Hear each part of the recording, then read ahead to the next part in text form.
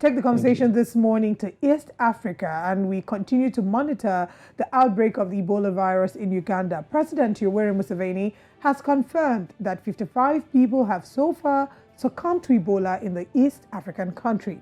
The president, in an address yesterday, reassured the international community that the Ugandan government is doing all it takes to contain the Ebola outbreak and avoid exportation to outside countries, adding that Ebola is easy to manage if people cooperated and followed the guidance of health workers. All right, now we have joining us Leila Bali, who is the head editorial Spice Media Services, Hoima, Uganda. Thank you so much for joining us, Leila. You're welcome. All right, Leila, could you tell us about the presidential address yesterday and what exactly are your thoughts regarding the comments of the president? The president yesterday made another address to the nation in regards to the Ebola outbreak in Uganda. And at this time, the president issued new guidelines. One of the key guidelines that he issued in his address last night was the banning of trucks that are carrying logs of timber from two districts that are the epicenter of the Ebola outbreak, that is Mubende and Kasanda districts in central Uganda. The president noted that these people, the truck drivers, had abused the regulations that he had put in place at first during the first 21 days of the lockdown. It is alleged that the drivers, instead of allowing only the drivers to, drive their trucks and transport the goods, they've been again transporting passengers. Well, that is why we've seen a spike in cases in other districts. Previously, Ebola was in only two districts, that is Mubende and Kasanda. But today, the president says in his address last night that the disease had spread to 4 other districts, making a total of 6 districts. The other latest districts where cases of Ebola have been confirmed and 2 people so far have succumbed to the disease, that is Jinja district in eastern Uganda. So the president said that it is these truck drivers that are to blame because they are ferrying people illegally from Mubende district to other districts within the country.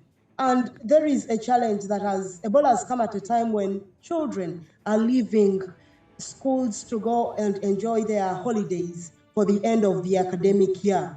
Recently, we told you that the Ugandan government, through the Ministry of Education and Sports, had decided to reduce the academic year calendar.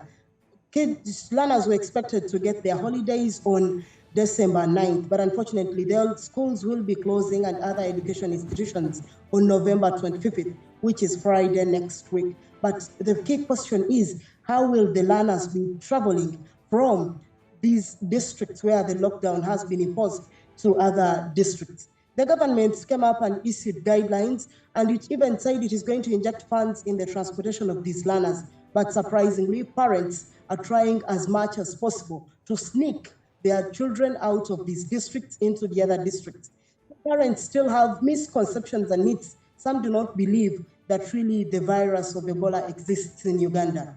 And the other key thing that is surprising, many Ugandans are now thinking that the government is just using Ebola as a trick to get donor funding.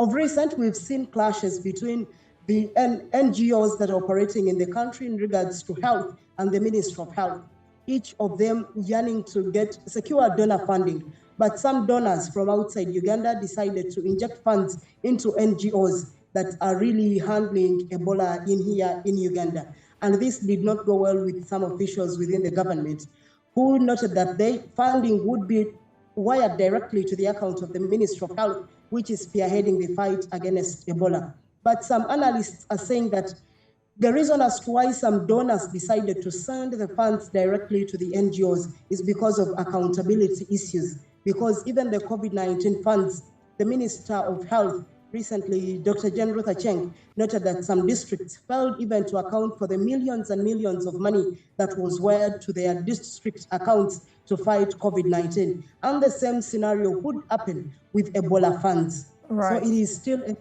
tricky here in Uganda. So many issues have been raised, Leila. Corruption has been highlighted, the lack of trust between the government and the governed. And unfortunately, misinformation, as many people still do not believe that the virus is in town and killing. We must mention that this is not the Zaire strain. This is the Sudan strain, and we do not have any known vaccine for this yet. Unfortunately, 141 have succumbed to this. 55 rather have succumbed to this. 55 lives lost and 141 have been infected.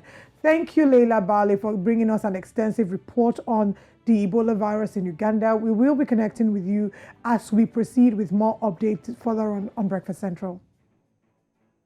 Thank you.